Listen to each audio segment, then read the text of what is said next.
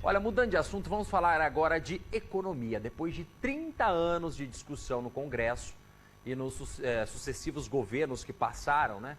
A conclusão da reforma tributária, enfim, foi encaminhada na sexta-feira para a Câmara dos Deputados e aprovaram em 2 turnos, primeiro e segundo turno, né, o texto. Já havia passado, inclusive, pela própria Câmara, mas como ele foi encaminhado para o Senado, houve modificação no texto, voltou para análise na Câmara, e aí agora a gente quer saber, afinal, o que é que muda, né, com essa tal reforma esperada há mais de 30 anos? Eu vou conversar agora com o advogado tributarista, o Otávio Massa, que segue aqui comigo ao vivo falando com a gente.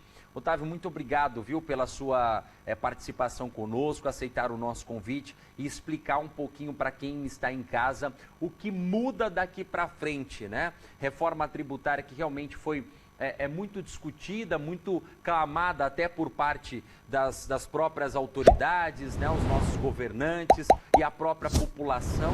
Mas aí, essa reforma, como está? Vai mudar muita coisa ou é mais para dizer que teve alguma mudança? Muito boa tarde para você.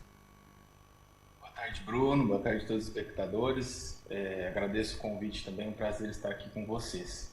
Vamos lá, com relação à reforma tributária. A reforma tributária será feita, né, sobre a tributação do consumo, né, sobre o que a gente consome. A reforma tributária sobre a renda será feita na sequência. Basicamente, vai começar tudo novo, né? Hoje a gente tem um sistema tributário com a multiplicidade de impostos, né, incidentes sobre o consumo, impostos sobre a industrialização, sobre a circulação de mercadorias, sobre quanto uma empresa fatura, sobre quanto ela presta de serviços, dividido entre União, estados e municípios, né? O que muda com a reforma tributária? Basicamente é a unificação de todos esses impostos, né? Todos esses tributos, em 2 principais tributos, né? No caso, um imposto, que vai ser devido para os estados e municípios dividirem a arrecadação, e uma contribuição que vai ser a nível federal. Então, o que muda é que o objetivo dessa reforma vai ser para simplificar a multiplicidade hoje de impostos que existem no Brasil sobre o consumo. Otávio, falando do IVA, né, que é um imposto, o que é o IVA? Muito se fala, a gente ouve falar o IVA, mas o que seria? A unificação de impostos em um único só, seria isso? Exatamente, a sigla IVA é Imposto sobre Valor Agregado.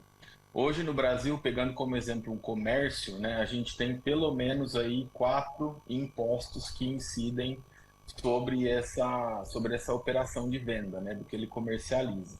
Então a ideia é unificar todos esses impostos num IVA, um IVA federal, que vai ser a CBS, e um IVA dividido entre estado e município, que será o IBE, né? Então, é um modelo que já é adotado em outros países, né? Que é um imposto calculado sobre o preço de uma mercadoria, né? A mercadoria custa R$ 100, um IVA de 10% vai ser R$ 10. Logo, no final, na ponta, né, essa mercadoria vai custar R$ 110. Então, essa unificação aí é representada pelo IVA. Certo. Eu estou até acompanhando aqui para a gente trazer bastante detalhada essa informação, porque eu acho que é até importante. Sim. Fala-se muito da reforma a prever a criação de um imposto seletivo. Estão chamando de imposto do pecado. O que seria esse imposto? Imposto do pecado, excelente. O imposto seletivo, até apelidado de imposto do pecado, qual que é o objetivo dele? É que todos os produtos, né, que são nocivos à saúde, ou que geram um certo temor, para a sociedade, que eles tenham uma carga tributária alta para que esse produto se torne com um custo maior e que o objetivo é desestimular o consumo desses produtos, tá? Como, por exemplo, o cigarro, né? A carga tributária dele hoje é altíssima, que tem o objetivo de desestimular o consumo. Então, um termo, né, para ser dado a ele, imposto sobre o pecado, casa bastante aí com o objetivo do imposto seletivo. Então esse imposto seletivo, o imposto do pecado seria justamente aquele imposto sobre, por exemplo, bebida alcoólica também. Isso deve ter uma tributação um pouco mais pesada em cima disso. Exatamente, para desestimular o consumo, né? Porque o imposto ele tem, além dele ter o caráter arrecadatório, ele também pode ter um caráter de regulação do mercado. Então, se eu quero desestimular o consumo de algum produto, eu aumento a carga de imposto sobre ele para que ele fique mais caro, que as pessoas desistam, né? Diminui o consumo desse produto.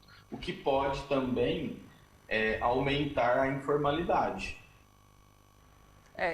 Tem sempre aquele contraponto, né, Otávio? Por um lado, você tenta atuar de uma forma, mas olha, isso aqui, por exemplo, vamos desestimular o consumo do cigarro, da bebida alcoólica, enfim, de outros produtos que possam ser nocivos à saúde, mas por outro lado, a gente sabe que o brasileiro dá sempre aquele jeitinho, né? O jeitinho brasileiro de driblar o sistema, driblar a tributação e comercializar isso de uma forma em que o governo possa não estar enxergando e tributando, né? Agora falando na prática, reforma tributária, o que a população quer saber? Vai melhorar no bolso? Na prática, isso vai diminuir ou não? A carga vai aumentar ou não? Vai manter como está? Olha, uma pergunta que é muito feita, né?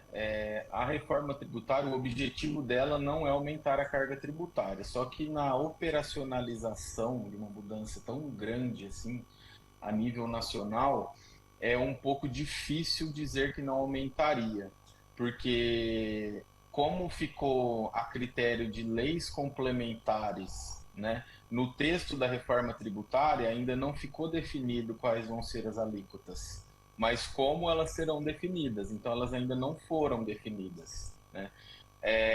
Na fala, né, dos políticos, do Poder Executivo, é que seja neutro o impacto, mas assim, falando do ponto de vista de tributarista, é muito difícil que uma mudança dessa magnitude não aumente, porque mudanças muito menos relevantes que a reforma tributária já causam um efeito de aumento de carga. Então, dizer que vai diminuir, eu diria que é praticamente impossível. Agora, eu vejo que existe uma grande probabilidade de aumentar, sim, a carga tributária. Não de assim, dobrar a carga tributária, mas eu enxergo, sim, uma possibilidade grande de aumento. Aí agora eu até coloco um desabafo por parte da população e eu enquanto contribuinte também, né? Porque antes de ser um jornalista, um apresentador, eu sou um cidadão como qualquer outra pessoa que paga seus impostos como deve pagar, como qualquer outra pessoa. É difícil, né? Porque vende-se uma imagem, vamos fazer uma reforma tributária, uma reforma e as coisas devem melhorar. E por fim, nós não ouvimos falar e olha, vai amenizar a situação. Nós vamos pesar aqui nesse imposto do pecado, por exemplo, mas nós vamos amenizar do outro lado, né? Ou seja, acaba sobrando, a reforma ela fica no discurso muito bonita, mas na prática o contribuinte acaba pagando a duras penas, né? Com certeza. Todo o impacto dessas decisões sempre vai desaguar no bolso do contribuinte, porque assim, ó, todo mundo que consome, ou seja, praticamente toda a população, é contribuinte, porque tudo que se consome hoje tem imposto.